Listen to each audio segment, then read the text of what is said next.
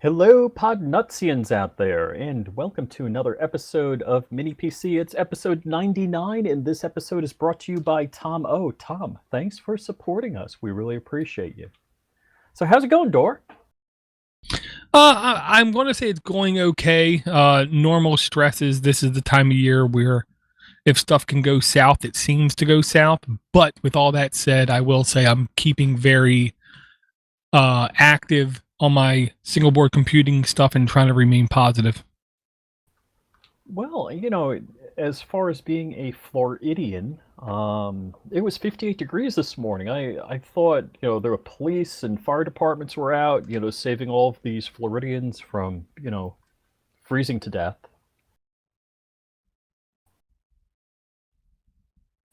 Yeah, I know here in the last 48 hours the temperatures dropped at least 40 to 50 degrees. Where this morning I had to explain to the children, no, the jacket's not enough. No, the hoodie's not enough. Hang that up and go get an actual coat because it's actually like frost-ridden cold. Yeah, I got plans to be outdoors on Saturday in kind of closer to the Panhandle area, and it's going to be like 40, like high 40s. I'm like, crap. Dude, are you allowed to drink beer and broadcast at the same time? I don't know, but I know I'm hearing a massive echo with you. Hmm.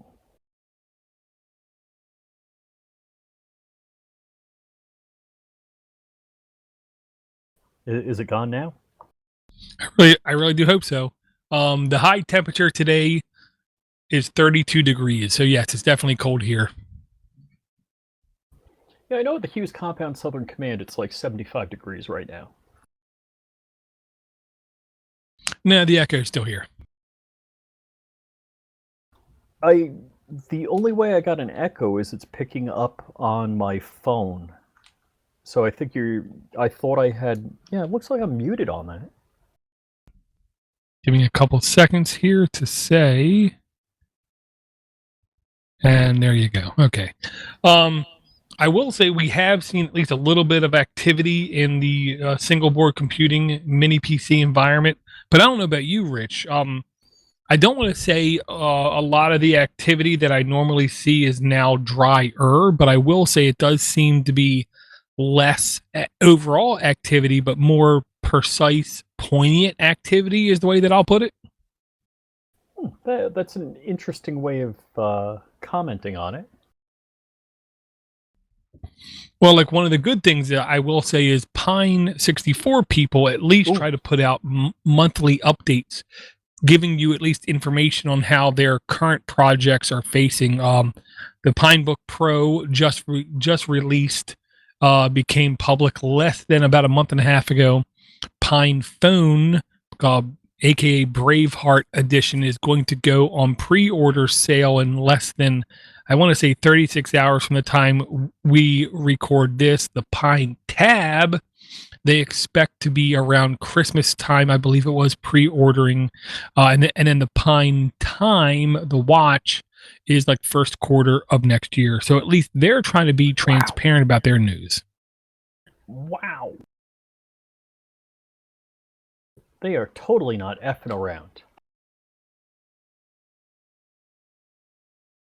Yeah, and I will say that not only are they being transparent about information, they are also, in my opinion, being very honest and transparent about pricing, where you have a lot of sleazy companies out there selling, like for instance, smartwatches for $400 or $500.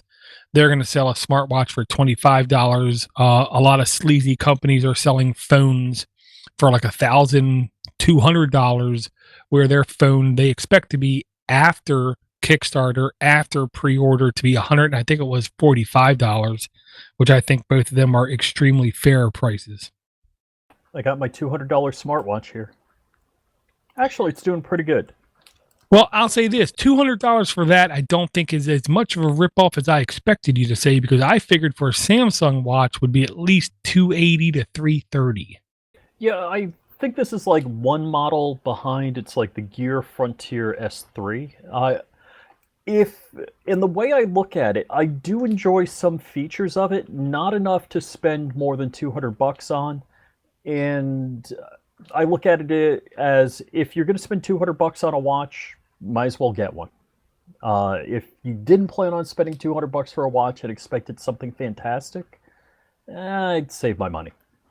Um, I like the notifications, sleep tracking. There's a couple of features on it, but again, it doesn't change my life. I was doing boot camp at the gym and answered a phone call while I was doing push-ups on it once. But it is nice to be able to flip your wrist when you get like a notification, whether it's email or social media. So you know, hey, was that a text from my wife? Do I need to reply immediately? Is it something on social media that I have to take care of immediately? Or the same thing about phone calls. Like your phone's in your pocket, you look at your watch, you see who's calling, and you're like, that's one of those spam callers, or it's a family member, and I got to pick up. And you can answer it on the watch. So there's a couple of cool features, not life changing, and definitely let's circle back to Pine. How much is their watch going to be? Is it 50 bucks, 40 bucks? $25. Get two, you know? I and this is one of those things. I keep remembering what you've said. It sticks with me because I always thought about free software being free, and that's the wrong way to think about it. Maybe it's. I think it should be free to try, and if you really like what's going on, pay for it. You know, send some money their way because if there's no way for somebody to make money on things, it's not going to be around, and that's the doorism that I've learned. Yeah, I mean, I'll say in the English language, I don't think we have enough words. We don't have enough correct words to explain everything. When we hear the word free, we, I think, at least as first world American, weird, Western educated, industrialized, I can't remember what the R stands for, democratic people, when we hear free, we instantly think money. When it comes to these free technologies, it's really more of you are free to do with them what you want, and you are free to use them or not use them if you want. I really don't want to sound stupid, Rich. I hate saying that, but I'm going to try. I'm going to keep pushing forward. I want to say it was either 18 or 2 years before the launch of the Raspberry Pi. I said how mini computers were going to change the world. Now we have industries selling like tens of thousands of cube satellites to go up in the ecosystem to do all kinds of interesting things. We have all these mini computers in home appliance type things, whether it be Google Homes, Amazon Alexas, the Home Pods, or any other kind of things. And we have phones now with like literally 12 gigs of RAM and 256 gigs of storage, able to do some really heavy lifting on them. I truly believe that the Pine phone has the opportunity to be more successful and have more popularity and have a bigger ecosystem than the Raspberry Pi has. But unfortunately, I think it's going to take them at least 2 years to make enough of them and ship them out. Because I do think selling them at that price is going to enable a lot of people with a hacker mentality to go kind of butt nut be crazy. Yeah, I won't look at a $25 price. I'm perfectly willing to break something like that open and do something cool with it, or hack into the software. Well, that's the watch. The watch is $25. The phone, I believe, launch price is going to be $100. I believe post launch price is going to be, I think, it was $125 compared to $1,000 phone. The idea well, I can't of hold a my phone $100 up. phone is like so easy. And so, talking about phones, I'm using my Note 8 just for the video feed right now. And I've sworn I'm not buying another $1,000 phone. I'm done with that. It's not happening. And a buddy of mine called me today and he said, "Hey, how is the One Plus?" A friend recommended the One Plus 7. And I remember you talking good about that. You still feel the same way? I'll say OnePlus. They've slowly inched up in price a lot, is what I'll say. Yeah, it's 6 and change. The OnePlus 7, I don't know if there's a 7 Pro or 7 whatever, but it's about 6 and change. Yeah, there's the 7 and the 7 Pro. If you really have too much money as an individual, which to be honest, in America, I think that's more popular than people want to admit to, then yes, go get the 7 Pro and the rest of the world's economy will thank you. For the normal folk with less money, I say the 6 or the 6T is Mm-hmm. a perfectly acceptable phone. Even the specs for a phone 18 months old from that company rivals what a lot of other companies are able to put out today. So if you have enough money, I say go for the 7. Nobody needs the 7 Pro, but if you are at all price conscious, if you go with the 6T, you will be incredibly happy for how much money you spend, because I want to say that's still around 290 to 330. So the only thing I was surprised with the 7 is there's no wireless charging. Well, wireless charging on average is less than 40% the speed of normal charging. So I don't understand why people like it. I will say wireless charging has been proven over the last 6 years to degrade battery life faster than fast charging. Not only that, but if you do not have the device set squarely perfectly on top of the wireless charging device, the But I actual use it to heat cook my that can come popcorn. out of it can actually shorten the lifespan of your device as well. But I wireless charge and I put popcorn on top of my phone and I cook popcorn at the same time. I don't understand what you're talking about. Yeah, I'm not a fan of popcorn. The kernels all get in your teeth, and it's really hard to get out. Yeah, I do notice that my phone gets hot when it's on the wireless charger, and I'm not appreciative of that, and I know that's not good for the battery or the electronics. Well, I'll say if you get it perfectly on the charger, the only time I like wireless charging is if you have the actual like car mount wireless, because then you are absolutely assured that you are perfectly on top of that spot. Any other wireless charger, I'm a little afraid of using just because of the heat that can come out of it. And I will take a quick break to say we actually do have a new Patreon supporter. Not trying to insult Tom O. Tom O, thank you for all your support. But as of 11/4, we have a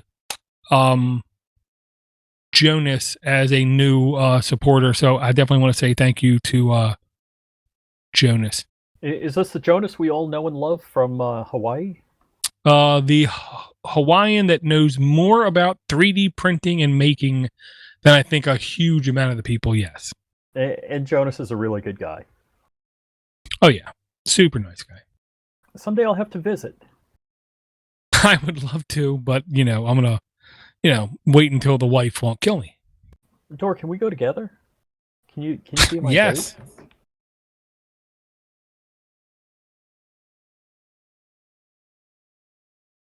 Yeah, as All right. far as email goes, I want to say that Ooh. was actually almost all of the new emails.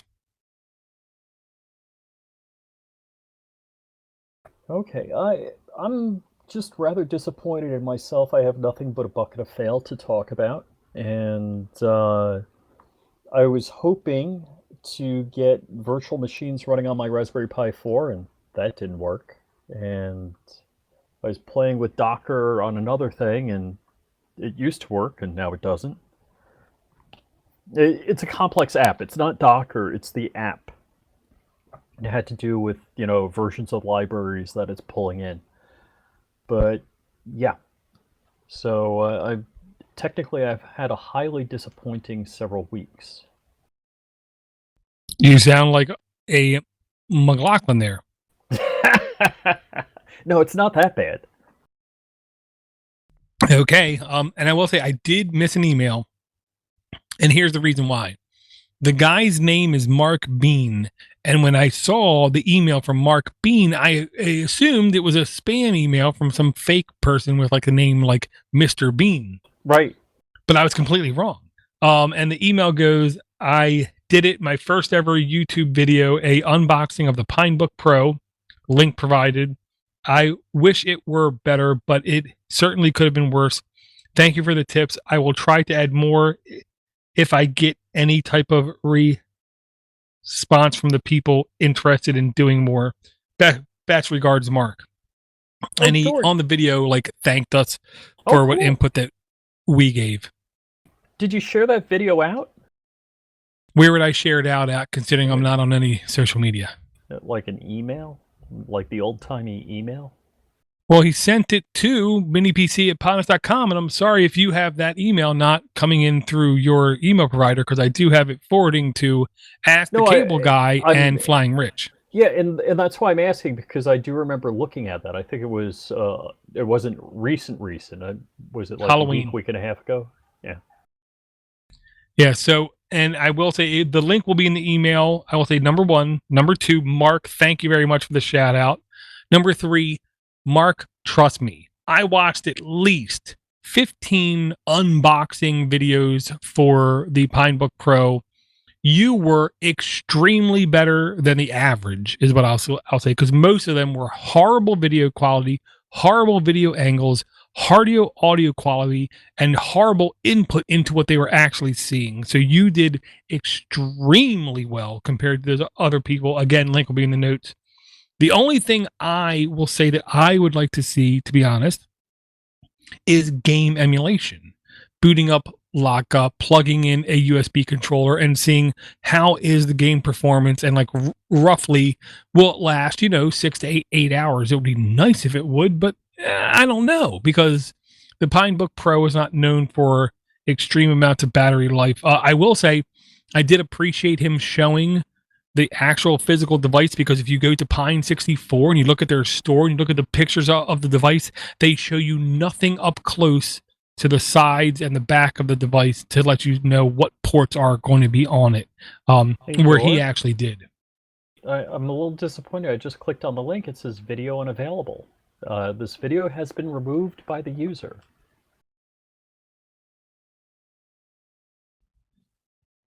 Well, that sucks most definitely. I will see if I can contact him again directly, see if we can get a link, because I would definitely like to share the link.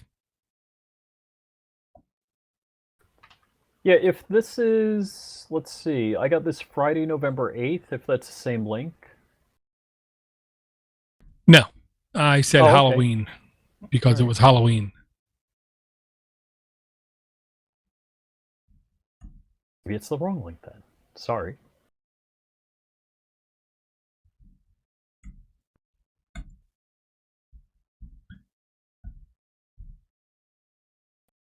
And the internet is fantastic. You sent me the correct link.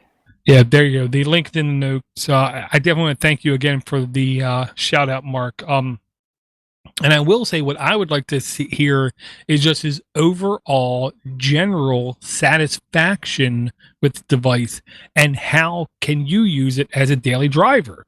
Is it applicable to answer emails, or can you do more? Is there actual some sort of content creation, some sort of editing, some sort of actual professional use case that you find that you can do on such a device? Or is it really just good for terminal type usage and email type usage? That's the question I have for you, Mark. And I'm far too lazy to put that kind of thing in a YouTube comment. So I'm just going to say it on a, YouTube video. Okay, so I liked his video, I subscribed, and yeah, Dor, you got a couple of comments there.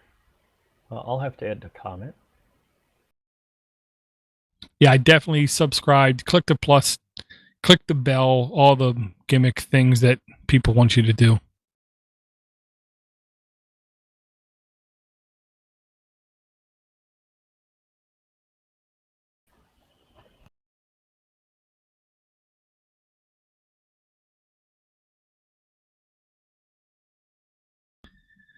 Okay, I will say another one of the things that I just wanted to mention, like offhandedly, is kind of thing, is that friend of the show, friend of the network, and to be honest, a guy that I have to consider a friend, because he's just too nice of a guy, and he's the kind of guy where if I were able to go overseas, I would happily, fly into his local area and hang with him. And that is Nightwise did a video of the Nightwise podcast where he actually went over diet pie.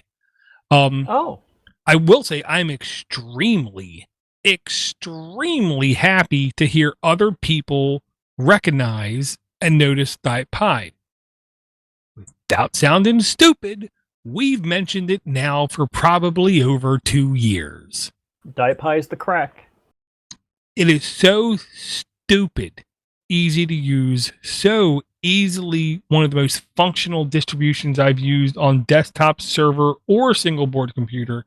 I'm really happy to hear other people jumping on it. And I will say, as I did mention on the latest Linux for the Rest of Us, not only can you download Diet Pie specifically for the o-droid C2, not just for the o-droid N2, not just for the Raspberry Pi 4, not just for the Friendly ARM NanoPi Neo, and so forth and so on, but you can download it as for a VM or as a native x86 install. And because of Diet Pi -backup, Diet Pi -restore, that means you can literally install it on any device, get it how you feel comfortable running, do a backup, install it on a lesser device, and then do a restore, and you have everything up and running just like you did on the more advanced, more powerful computing module. Oh, I didn't think about doing that. That is pretty cool. Yeah, to me, it makes it so much easier. I don't want to say to develop, because that's a really strong word. It allows you to build your ecosystem up on a more advanced operating system with, an x86 processor, dual Xeon processor, 128 gigs of RAM, blah, blah, blah, blah, blah, blah, blah. Get what you want up and running in a nice fashion, and then simply back up and restore it on an even Raspberry Pi 2 if you want. And you don't have to worry about taking the time to go through a lesser hardware and build everything to how you like. In some things like Plex, let's see. So Plex Sonar Radar used to be very hard to install. It used to be a big chore to install. And that was really any of these complex installs that need a lot of libraries were used to be very difficult to do. And with Diet Pie, it's just one button click. Basically you're checking a box. It's an N curse, so you're not checking a box, but you hit space on it and then scroll down. Probably the hardest thing with Diet Pie, depending on what screen you're working on, is to scroll down after you selected everything you want and find where it says install now. That's probably the hardest thing about it, because that was one of my stumbling blocks, because it wasn't on the screen. And I'm like, now what do? I checked all the boxes for the items I want.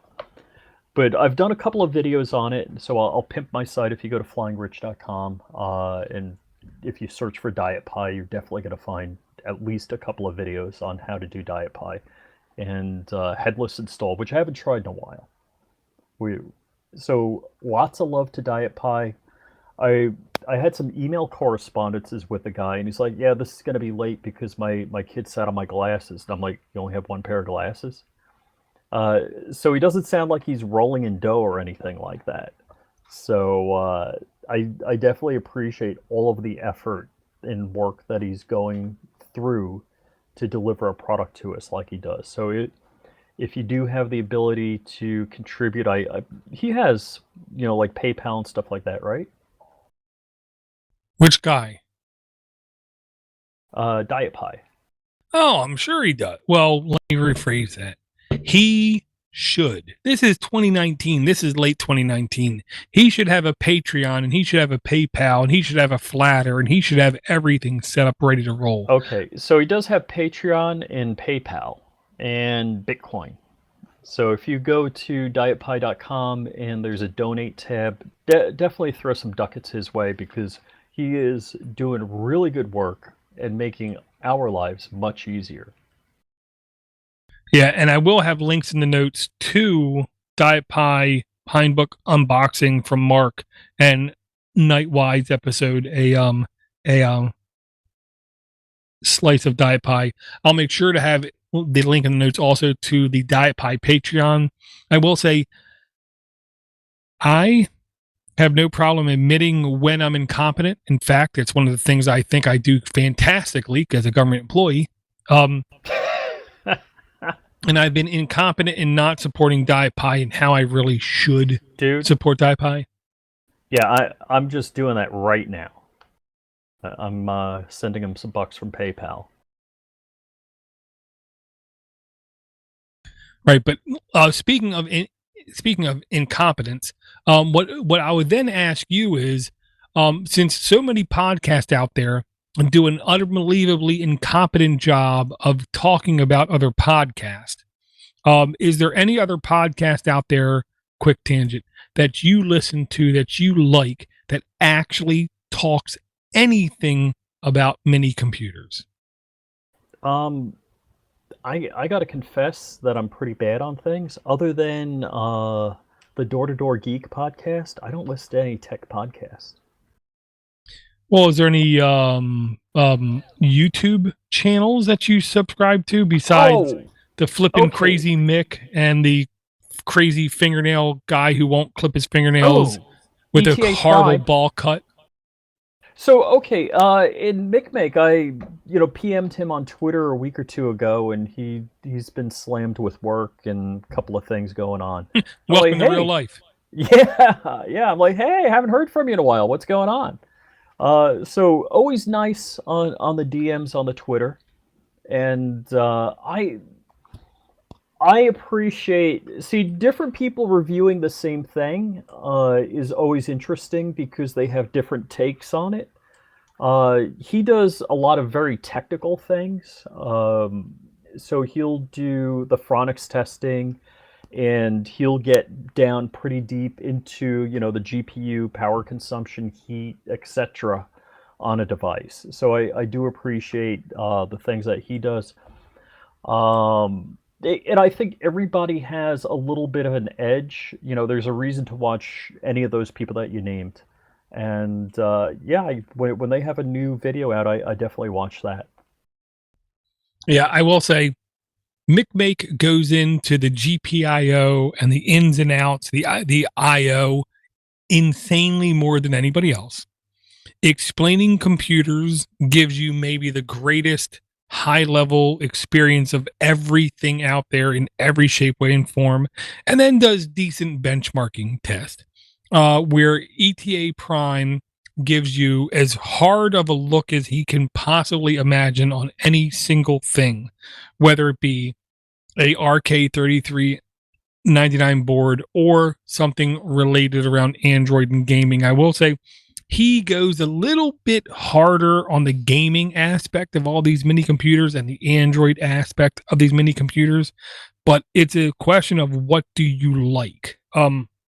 I will say, even when I start one of those guys' videos, and even when I know 20% into the video, I don't want to watch anything else about this video, I will still give them a thumbs up and I will still let the video complete so YouTube thinks I watched the whole video, just because I want to encourage them to keep putting out more product, because 99.9999999% of everything put up to YouTube is garbagey crap that I never want to watch for the rest of my life. Where their stuff is stuff that I'm just not interested in at that moment in time. Doesn't mean it's bad. It just means it wasn't focused towards my individual needs. Where there are plenty of Mick videos where I find intriguing, plenty of explaining computers videos that I find utterly informative, and plenty of ETA Prime videos where I want to spend friggin' money, but I don't. I've been really good. Yeah, yeah, we're getting towards the Christmas season, so you know, I, I I've been looking at personal toys, and one of them I looked at it today was a GoPro knockoff, and yesterday was a Mavic knockoff. Like, yeah, they suck, and Well, they're knockoffs for a reason. yep, yeah, I'd rather spend the money and get something I'm going to be happy with instead of getting something that's going to yell, "You're a cheap," you know what? Right. One link I did want to just throw out there, Rich, is 1062 in the notes. And anybody who knows me knows this is not the kind of thing that I want to talk about, not the kind of thing that I find exciting or exhilarating whatsoever, but it's the kind of thing that I feel like I have to talk about because the clock is ticking on its time coming. It's only a matter of time, I think, before this will actually make some genuine inroads into popular devices, and that is Plasma Mobile. They're putting out weekly updates, kind of like Pine 64 puts out the monthly updates. Plasma is putting out weekly updates that, to be honest, are a little bit more difficult to grok, is the word I'm going to use, where you have to like really know the ecosystem and know the coding and know the hurdles that they face to really understand what they're talking about. But this was one of their updates where they actually provided good screenshots. And what I'm going to say is, on many computing devices, not just phones, Plasma Mobile is making incredible amounts of headway that I don't think people are really going to even know about until we have low-end devices like the like the Pine phone to come out to have these on. And here's the long and the short of it, Rich. The stupid Librem phone can really go to hell in a handbasket. It's not going to exist in like 4 months because nobody's buying the thing, because nobody's spending $800 on a phone as a hobby. Okay. Right. It's great that they did it. And I'm sure there are nerds out there in Saudi Arabia with gold Volkswagens and gold Lamborghinis and whatever who are buying these phones, and congratulations to them. But nobody in the real world is buying a Prism phone, period. Where there are already lesser devices on the market. There's been Linux phones available in the third world now for over 2 years. We here in the first world just don't know about them. With the introduction of the Pine phone, we're going to start getting introduced to these more low-end options, is what I'm going to say. And with solutions like Plasma Mobile being available for these solutions, I honestly cannot wait to where this ecosystem is going to be in like 2 years, because I can see Rich literally spending $35 to $45 on like a 6-inch tablet for your house to put on a wall that will be insanely functional and reliable and actually work without insane DRM and lockdown and everything that we experience today. Yeah, well, that was the advent, because like the IBM PC was $2,000, had 8K of RAM and nothing else, or you had a floppy drive or 2 floppy drives, so you didn't have to swap disks between the OS and the program. And I think that was the big deal when you had a brand X, a generic, a Compaq, an HP, or whatever, that there was competition in the field. I'm looking at install now. How do I know what device I can install this on? I don't know if you explained properly that Plasma Mobile is an operating system for phones. Yeah, it's a interface on phones that right now you can basically install on, let's just say, nothing. Because the likelihood you have a device in your pocket, anybody out there, even if we get 2 million downloads for this episode next week, there might be 30 people in the world where you can download Plasma Mobile and install it on your device. Because you need a device like the Nexus 5 to be able to install this kind of thing. The support for this is not grand and great, but I will say it will be much greater and grander with time permitting. And I'm going to put it like this, Rich. 11/11 just passed. Us stupid, because I got to be self-discriminating here at times. Stupid Americans have no idea about Singles Day. 11/11. Oh, yeah. November 11th. Alibaba set another record, selling $38 billion worth of goods on 11/11. What can happen is what I believe in the next 2 years, we are going to see items being sold at such a place, at such a time, in such a number that are going to have a lot of open source software stacks on them. It's going to mean that those developing in the open source environment will have such grand numbers of people accessing their ecosystem that it's going to make their product even more valuable, is the only way I can put it. Because like I believe the Pine phone's going to come out very shortly, and in less than 18 months after that, we're going to have major manufacturers like Xiaomi, like Oppo, these other companies putting out genuine Linux type devices, not Samsung, because Samsung doesn't do anything until there's billions of dollars at stake. But I believe there's going to be other companies putting out these smaller devices with genuine Linux operating systems on it that are going to have such vast array of software on it, because all the hacking that's going to happen for the next 2 years, it's going to be actually pretty damn entertaining, is what I'm going to say. Oh yeah, yeah, and I think we're diverging or being a little more diverse with our ecosystem. As I sit at my CrashPad desk here, I've got a Chromebook, a Mac Pro, and a Pi 4, basically all working as desktop devices. Or yeah,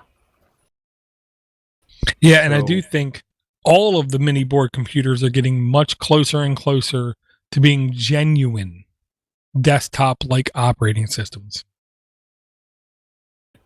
yeah, and it's funny. My work, we just had a rah-rah event yesterday, and boy, and if I talk about this, I don't know if I'm giving too much away, but I don't think HR understands what the virtual infrastructure team does, or what many of the other support, and I don't want to say support, infrastructure teams do. You know, like networking, security, storage. I don't think they, because the only thing they mentioned in, they're talking to the IT group, is tech support, and like phone calls and support incidents. It's like, yeah, that's not what we do. That's, maybe there's, I don't know how many people in my organization versus other teams do that, but running around giving the guys that give you tech support kudos. Not that it's saying, I'm saying it's the wrong thing. It's definitely right, but not acknowledging the other teams is kind of a mistake. And that's where we use the term. It used to be diverse, but that now they're saying inclusive is the new term that they're using. And I'm relating that to different form factor devices, operating systems, and diverse devices being inclusive in people's ecosystems, personal ecosystems.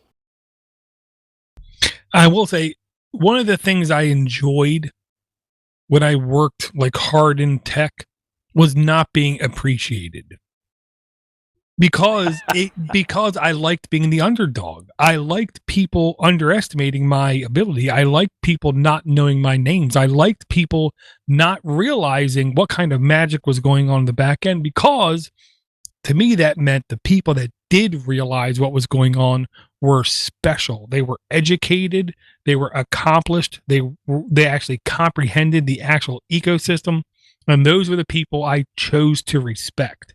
Having people on the front line of executives being people who actually understand tech is something I am not wanting in any shape, way, or form. I don't want them to know my name. I don't want them to understand what I'm doing. I want them to be as far away from the tech as possible. You deal with the PR, you deal with the other networking events, you deal with the other circumstances, and just let me do my job, was always my mentality. So it sounds like you read Sun Tzu. Um, the Pine Phone Brave. What is the price on that? That's the one that they expect to have a launching price of $100 to $125. I believe $125. But after it is launched and after everything is a go, $150 for the event. And if you take a look at the renders, if you take a look at everything that they're showing about the device, it looks unbelievably competent if you were looking at phones admittingly 18 months to 2 years old, because it has a forehead, it has the bezel, and it has the chin, where modern phones typically don't have that. The launch for pre-orders is 1 day and 5 hours away when we record this. And I hate to say this, Rich, I'm 99% sure I don't have the money to pre-order this, and I'm moderately upset. Yeah, I'm restructuring my debt very actively right now. And if I start spending again, it's just going to be, pouring salt into the wound. I'd like to get one of these things. I'll tell you what I'd like to do. I'd like to buy you one so you can review it. That's what I'd like. No. First, stop saying that. Number two, the reason I can't afford it is because I do not actively go out of my way to soil these episodes and to soil shows on the network with plagiarism of products that I don't believe in. Number one. Number two, they honestly, in my opinion, launched this at a horrible time of the year. If it was Christmas? 2 years earlier when they took this pre-order, I would have been much better. But to launch it so close to the Christmas holiday season is a little bit stressful to me. But I will say this. The logic that my hope is, I don't care when the pre-order happens. I know they're not going to ship this thing, I believe, until next February. My goal is before next February, because if you don't remember, Rich, we went over this very same thing last year, where it was around the holiday season, and we were saying that they're not going to ship this until whatever. It's all circular. It all happens over again. My hope is around January 20th to January 30th, maybe February 1st, I'll be able to actually order one of these and hopefully have it before April, because my real hope is to do 99.999% of my mobile computing on this device and only have my podcast player on my Android device, because I require now 5x variable speed playback. 5x? And I am damn sure, yes, I do. And I am damn sure this Pine phone will not give me 5x variable speed playback. Rich, I tell you, on the low end, I listen to about 20 hours of podcast a day. On the high end, it's about 40 hours of podcast every day. And it's not just tech stuff. A huge percentage is not tech related. Wow. I'm crazy impressed. All right, so what's Jonathan Nadeau listening at? On podcast, he's on up to 5x, but on audiobooks, I believe he's around 14x. 14? Wow. Yeah. Well, he has dedicated hardware that can do that. So I listen to stuff. I might listen to some stuff at 2x, but usually it's somewhere in between like 1.5 and 2. In Voxer messages, I listen to at 3x. Voxer can't be fast enough. Yeah. But wow, I'm impressed.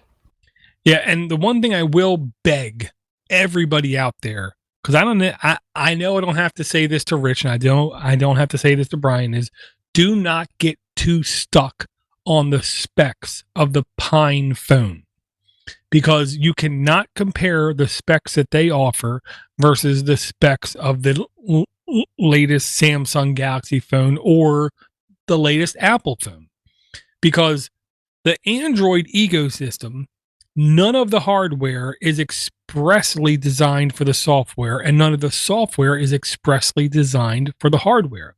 With the Apple ecosystem, all of the software is designed for the hardware. None of the hardware is designed for the software. That's the truth. With the Pine phone, everything is designed for each other. The hardware is designed for the software, and the software is designed for the hardware. Thus, when you hear the phone only has 2 gigs of RAM, trust me when I tell you it's the equivalent to putting 2 gigs of RAM in a laptop and loading up an extremely lightweight desktop measuring only 320 by 480. You're going to see actually decent results. You're not going to see insane results. You're not going to be able to have neural networking or machine learning or AI on your Pine phone, but you'll be plenty impressed with doing normal graphical things on your Pine phone. So don't get hung up on the, stats, the specs. And I'll say this, I'm really happy that no one from Pine 64 has ever contacted me and ever offered me anything. Because I can tell you, everybody right now downloading and listening, they have not in any way directly tried to influence anything I've said. And I tell you right now, if they did try to contact me and influence anything I said, I will happily record such a occurrence because I will happily turn them down. I will happily turn anybody down. I am not here to be bought. I am not here to be bartered with. I am not here to be negotiated with. I am not here to have my personal opinion swayed. If what they put out in this Pine phone is junk, let me guarantee you, if I get one in my hands and it's junk, you, the listener, will be really quick to know it. But I actually have pretty high expectations that this device is going to be fairly useful, fairly functional, but very hackable. You know what? And you brought to mind something. I've got the original Pine book, and I'd like to give it away to somebody. So if there's a listener that's interested in it, either contact me through Podnutz or go to flyingrich.com and hit the contact me, and I'll just kind of pick somebody at random. And because I think it's a really good product. I'm just not using it, and I'd like to give it a good home. I absolutely understand, Rich, because I got the Rock Pro 64 sitting back here on the ground. I have a Rock 64 sitting there doing nothing. I have a Rock 64 sitting here doing something. I have an o-droid C2 sitting there doing nothing. If you don't have a use case for something, it makes it really hard to use it. And if someone has a use case for it, it's much better that it gets used than not used. Absolutely. Definitely good point to that. And yeah, I've got the N2 at home that's been powered off for a long time, and I do have the Pine 64 Pro that's been powered off for a while. But I was doing cool stuff with it. I just stopped. I'm definitely thinking about swapping out my o-droid XU4 for the o-droid N2 because I just think it's a better device all the way around. And I think the o-droid XU4 is still doing pretty good. I'd probably, I don't know if it's the operating system, of course I'm running Diet Pi on it, but the fan cycles on and off a lot. I'll see the temperature peak and then drop, peak and then drop, and I'm a little surprised at that. And the o-droid N2 doesn't get hot.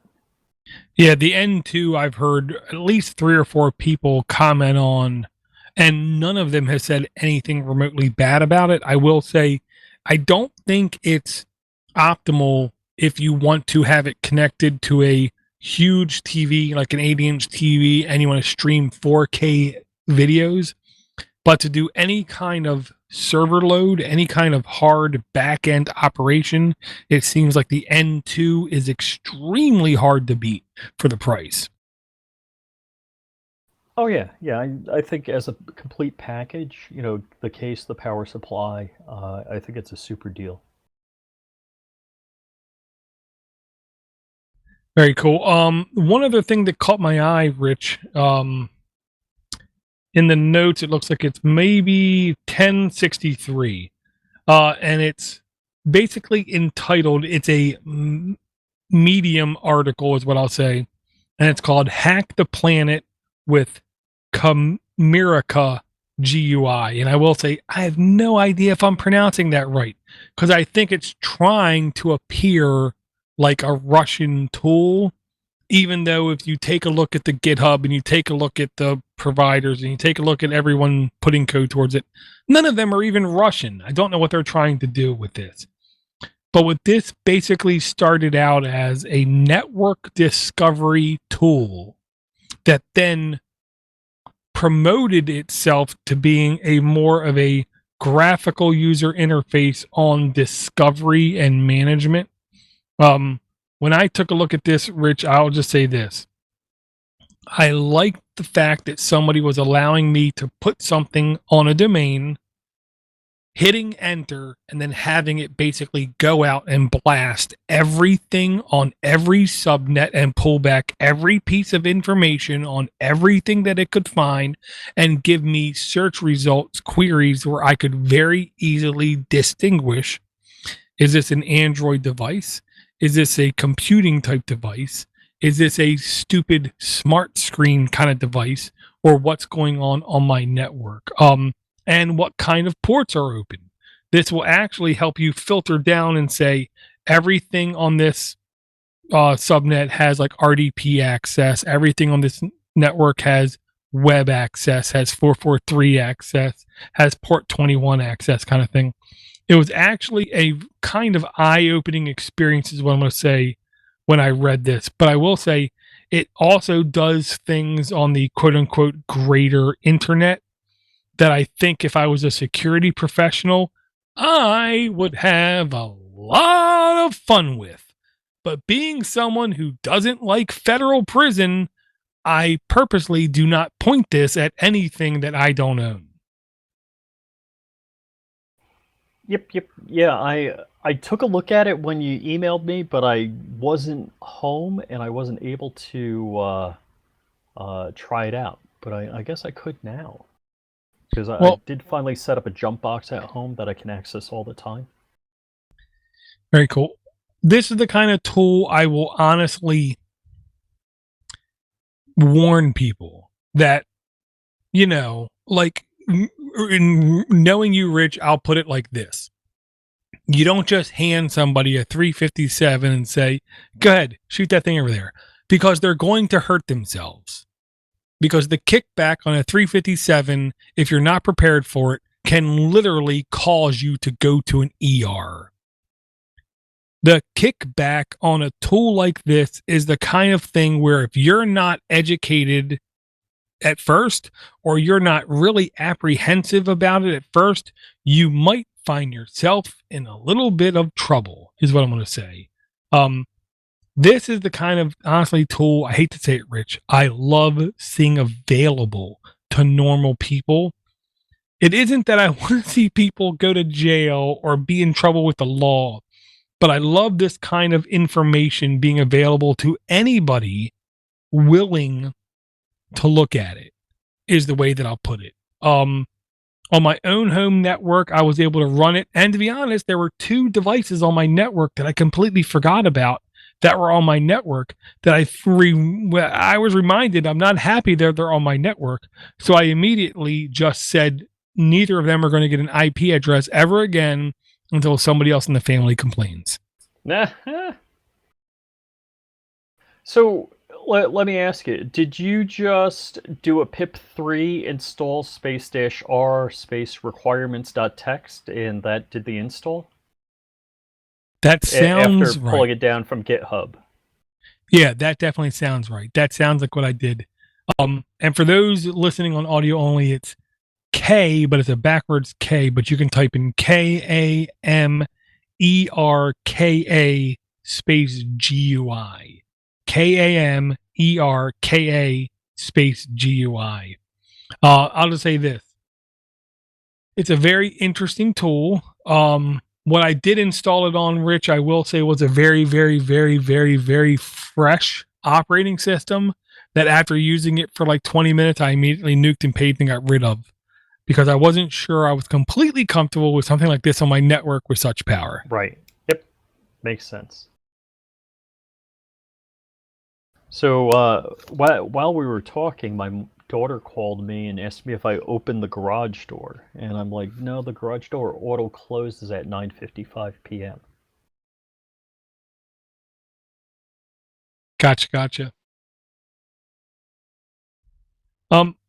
There were two links I wanted to also make sure I talked about, Rich. 1068 and 1069. I'm not sure if you saw these either. It might be better for you to look at 1069 is what I'm going to say.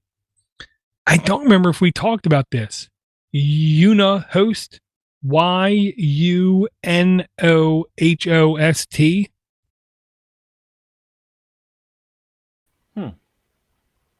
No, it doesn't look familiar.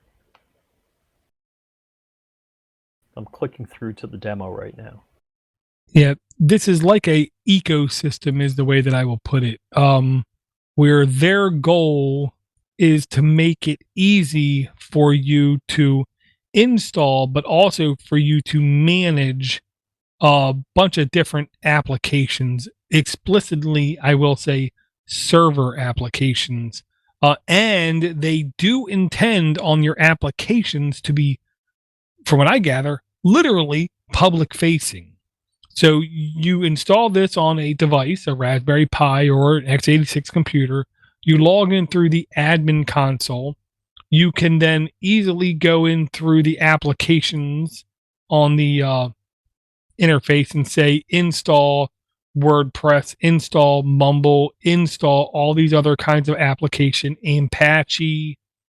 And by default, if you go through the demo, I believe it's in another language, just saying. But you can install all these applications and have them easily, quote unquote, accessible, even tiny RSS from a public facing IP address. I thought of this as almost like allowing you to be like a ISP in a box.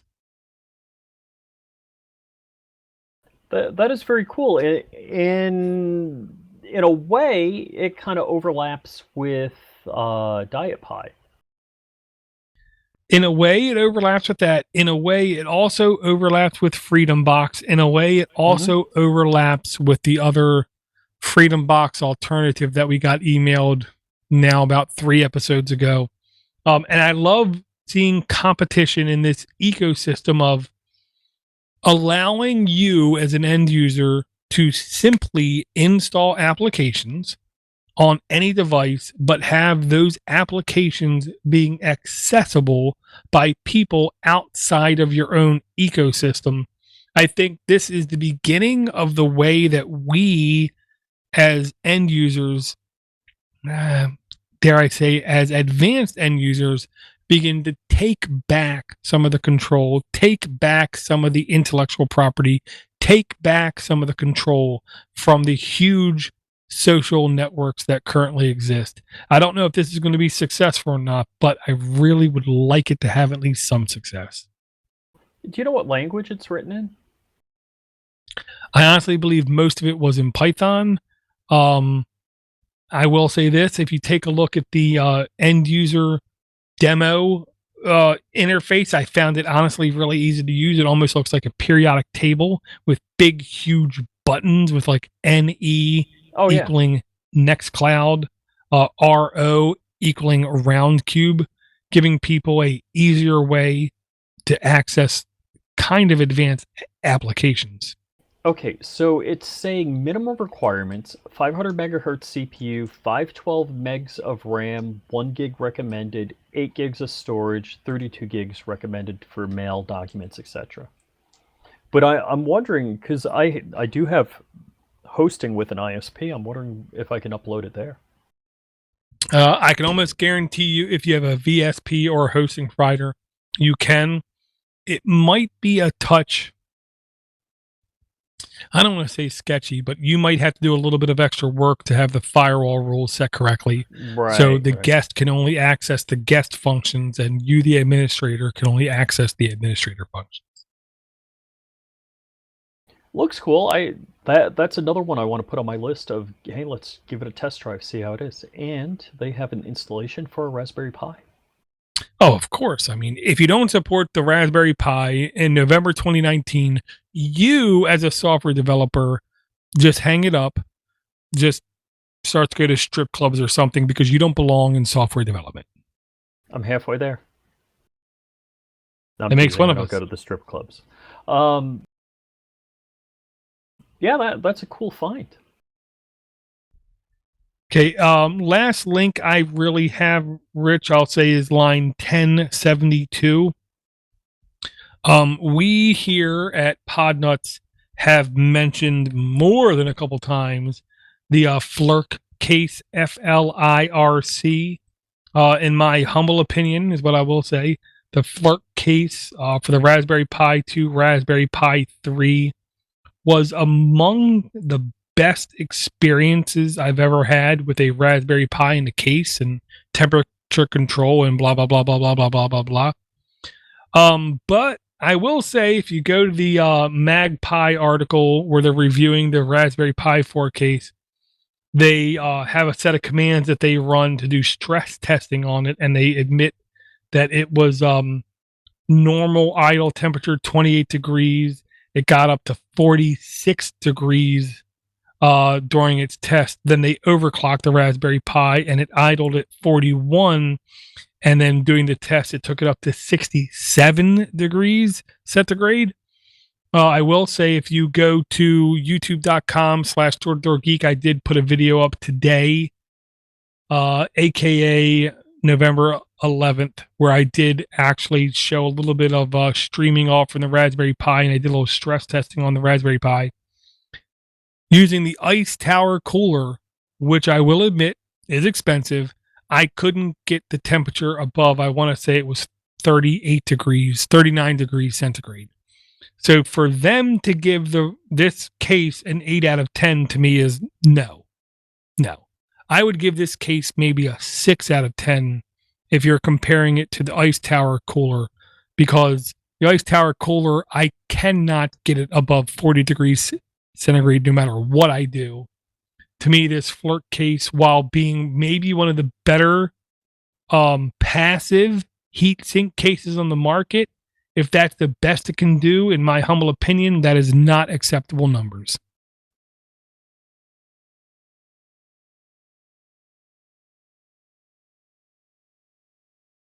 So Lucy Hattersley, the hell, I'm sorry, what the hell kind of name is that? Lucy, I'll say you're wrong.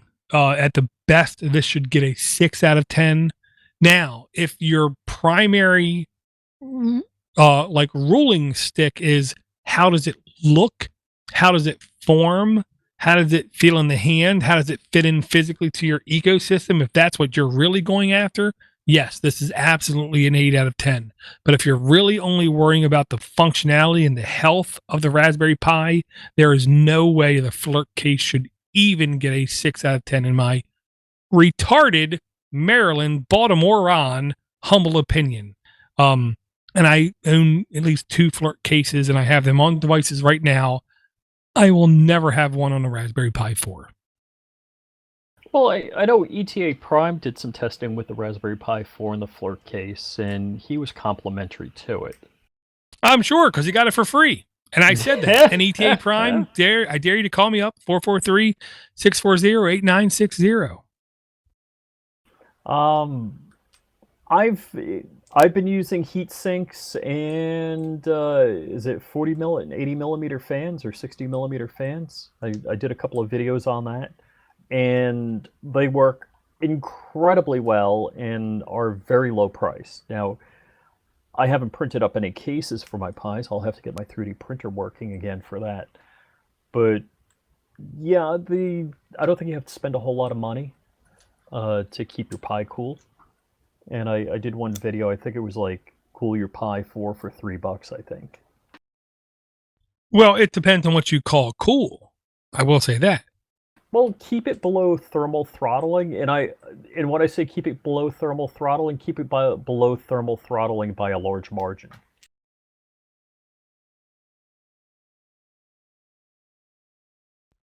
Yeah, I'll say I have not seen anybody offer any passive cooling that can come close to keeping the Raspberry Pi 4 from throttling. So, I don't know if I have this in the notes, but um, I saw something. You remember the Coral, however they want to say it. So there's TPUs, like they call it tensor processing units. So it's for machine learning AI. And I think the Coral USB stick was it like $75, something like that? Yep. Well, if you troll through CNX software, there was a Orange Pi TPU type device, and I was like, yeah, I'm not getting that because I was trying to figure out the libraries for it and how to make it work and all that, and it just didn't seem too fruitful. And I'm not saying it's a bad device. I'm just saying that with something like a Google supported device out there with already software for your Raspberry Pi to run it, it just doesn't seem like the correct direction to spend your time on, even if you're saving better than half the cost. Yeah, I agree. If you want functionality and support, you don't go for an Orange Pi neural computing stick. If you want as affordable a solution as possible, you go with that. I see. I think it would be great if you developed a product and you have the software already written and you need to combine software and hardware together.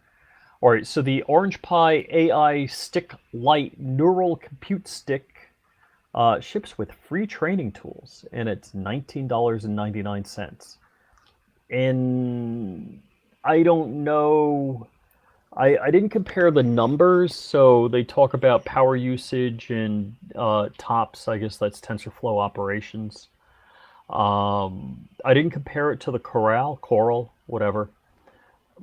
But just because I can pretty much throw a key in it, start it, and get it running, I wouldn't want to go with anything other than the Coral or Corral, however you want to say it. Of course, the cheap part of me wants to try this out, but I'm like, oh, it's only $20. But I don't think I want to go there.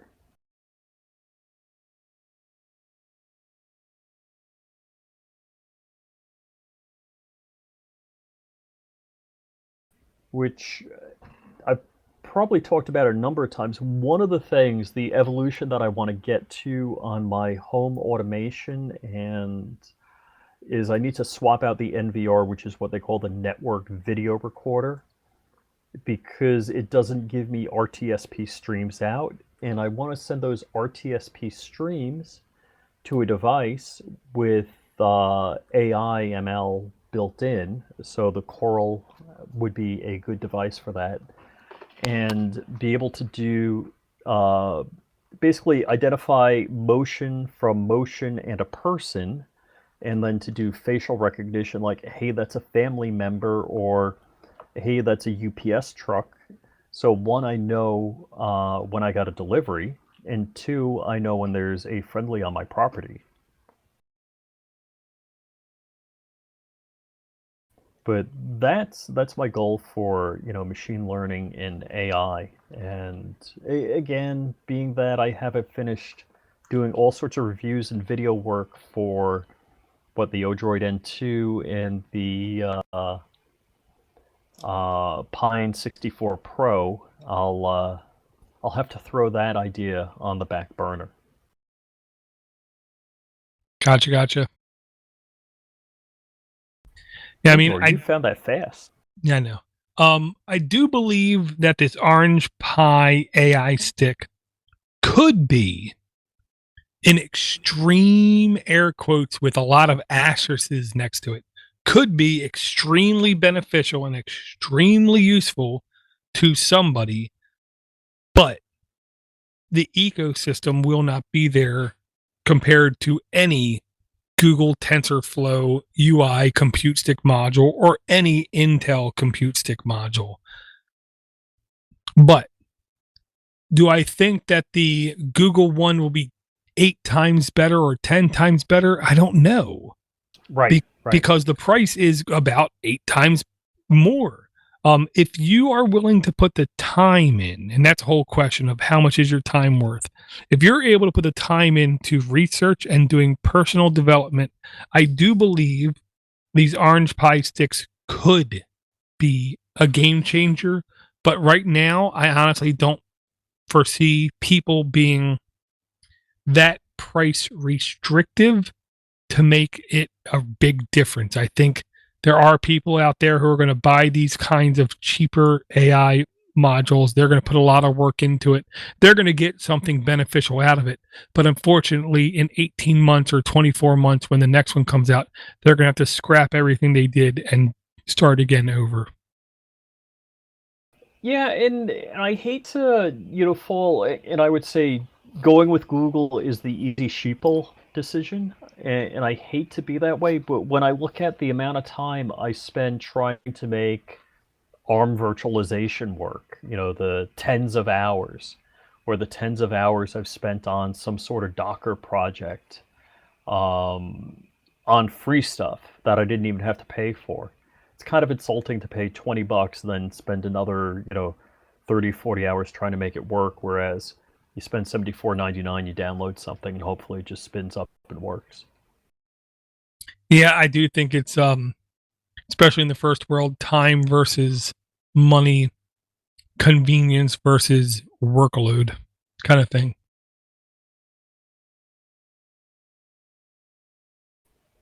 Okay, I definitely think we went over a lot of notes, Rich. I will say you said around the first of the year that you said one of your predictions was like an Ryzen based single board computer. I'm pretty sure now we've seen at least 3 or 4 of them, is what I'm going to say. So you're pretty much hit spot on with that. I will say I'm not a fan of the Ryzen single board computers, but that's me.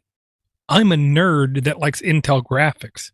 I can see in another 14, 16 months the operating systems being so personalized towards these Ryzen devices that you'll be able to literally buy a device for less than 190 to 230 bucks with a Ryzen chipset on it, put a dedicated operating system on it, and have the best gaming experience you've ever even imagined in your life, playing the most different ecosystems that anyone has ever imagined, and simply just having everything quote unquote work.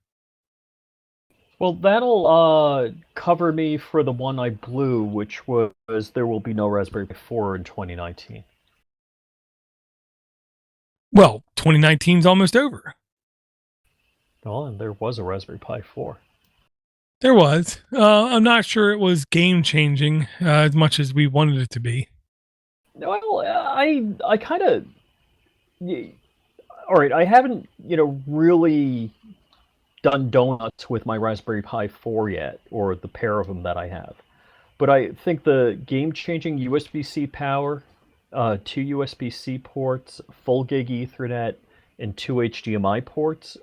I think that adds a lot of functionality that wasn't there. I do think the functionality went up, but it was only one USB C port, 2 USB 3 ports, and 2 display ports, which I'm not sure I'm still a fan of because it's the micro or the mini HDMI. Yeah, it's the micro HDMI, which, yeah, that's kind of a pain in the butt. I really wish they would have, done a double stack normal size HDMI. I don't know if that connector exists, but Right. I will say I truly believe other people, o-droid and Pine, are definitely catching up to the Raspberry Pi. They're going to have to do something equally, if not more amazing in the next 8 to 9 months, or else they will, I think, officially be behind. well, do you think, we're in November, we can kind of talk predictions for next year. Do you think future o-droids or future Pine SBCs will have dual display ports now. And I'm betting they're going to have USB-C power. Well, I already have one o-droid with dual video out, technically 3 video out, because over USB-C it did have DVI support. Oh, cool. I do have a Pine board, I thought, with 2 video out, but again, one of them was USB-C and DVI out. I will say absolutely yes, but I'm afraid it won't be till the third or fourth quarter of 2020 till we see a dedicated o-droid or Pine board with an actual physical dedicated 2 I/O ports for video out.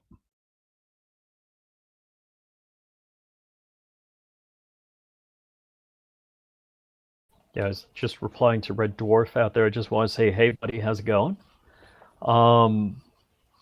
Yeah, the future's looking real good. I mean, I definitely think if you think of the Raspberry Pi product as the Chevy 350, not that it's a great engine, but it's the one everybody builds parts for, or it's kind of the standard. Not that it's too good or too bad, but now everybody's got to either do better than it to have a better product out there.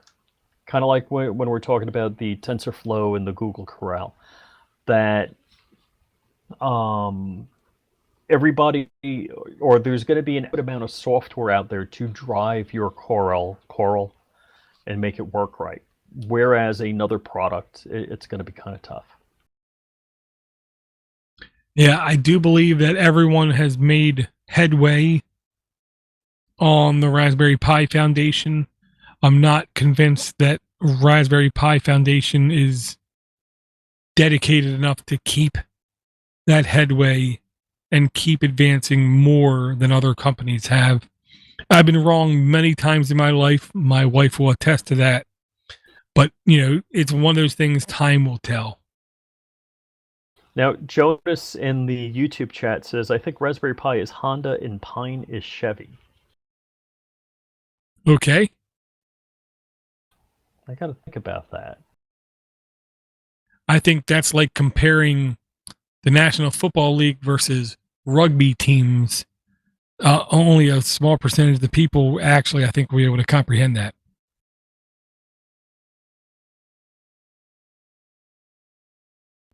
I don't know. Do you have any more links that you would like to bring this week, Rich?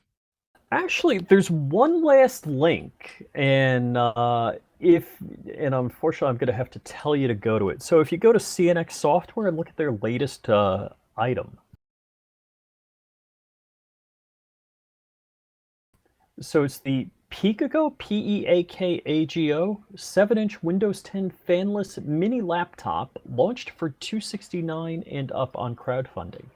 So I'm guessing ETA Prime did a video for this today. Oh yeah? I missed it then.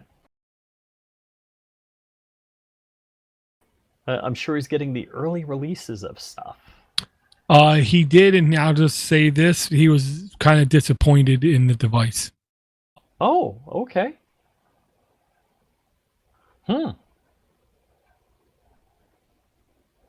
So, okay, pricing, 4 gigs of RAM, 64 gigs of storage, $269.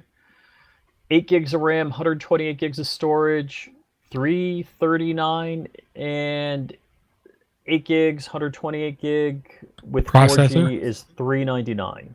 Where's the processor? Specs. Intel Atom Cherry Trail processor.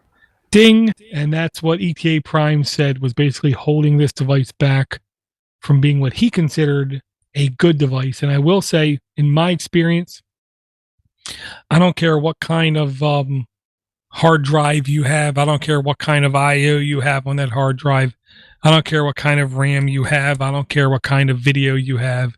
I don't care any of those things. If you have an Intel Atom processor, the likelihood you're going to be able to deliver a snappy environment is, I'll say you have 2 chances of it happening. and that is slim and none. Did he try it with any other OS, or was it just Windows 10? I believe it was just Windows 10, and if I believe correctly, the master boot record is actually locked, and you're not installing any other operating system on it. Woof. That's kind of unfriendly. Yeah, I'll say I've had many the Intel Atom processors over the time. I've never had an Intel Atom processor where I had to like do a double take and say to myself, is this an Intel Atom processor? Because this is really quick. Every time I've had an Intel Atom processor, I did something and I said, yeah, I'm going to click this and I'm going to wait anywhere from 3 to 30 seconds because this is an Intel Atom processor.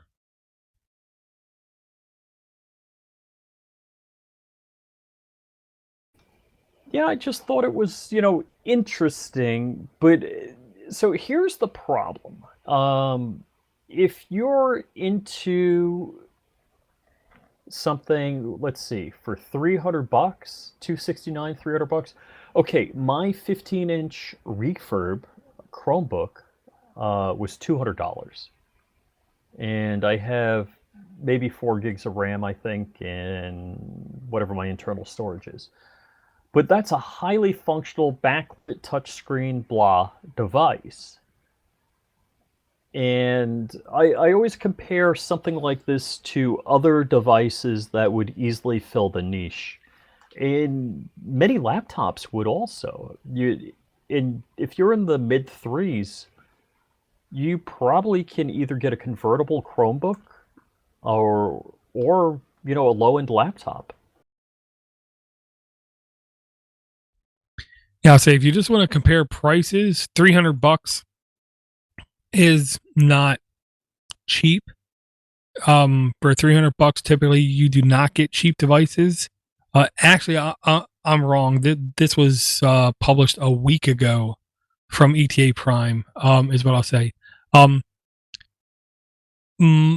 say this. If you're only thinking about a 7-inch screen, and I'll say this, the bezels on this thing are huge, gigantically huge. It'd be comfortable in 1980.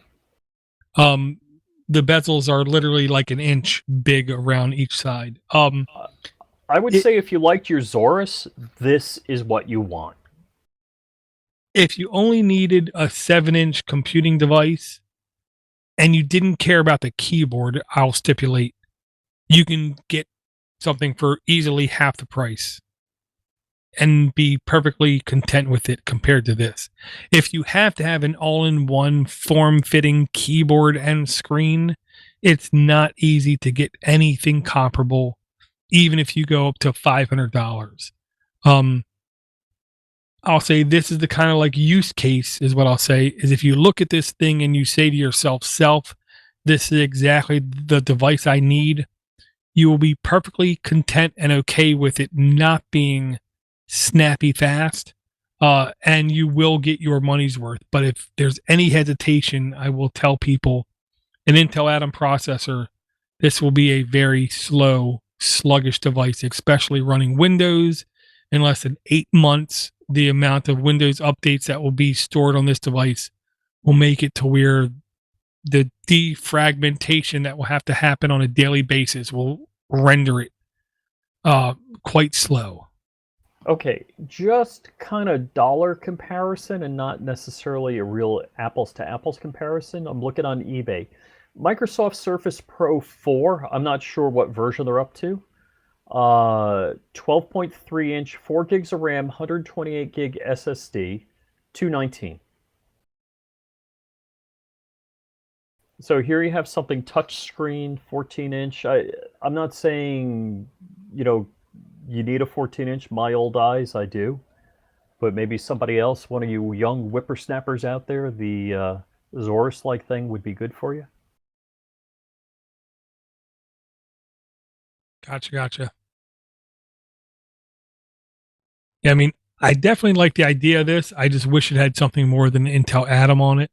And I wish the price, because to be honest, with an Intel Atom, I would have hoped this device to be closer to $220 to $240, not as much as it was.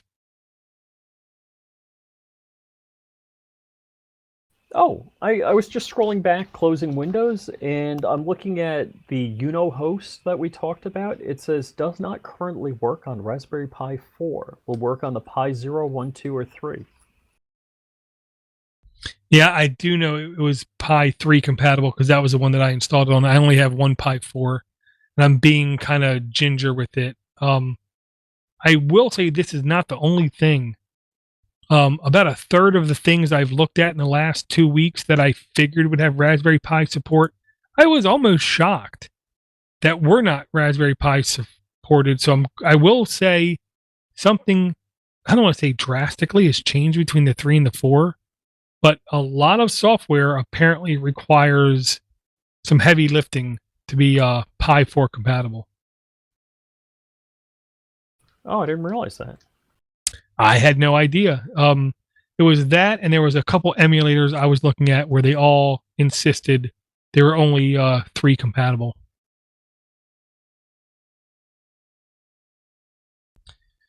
All right, Rich. Do you have any last links you want to tell people to look at if they want to catch up with you?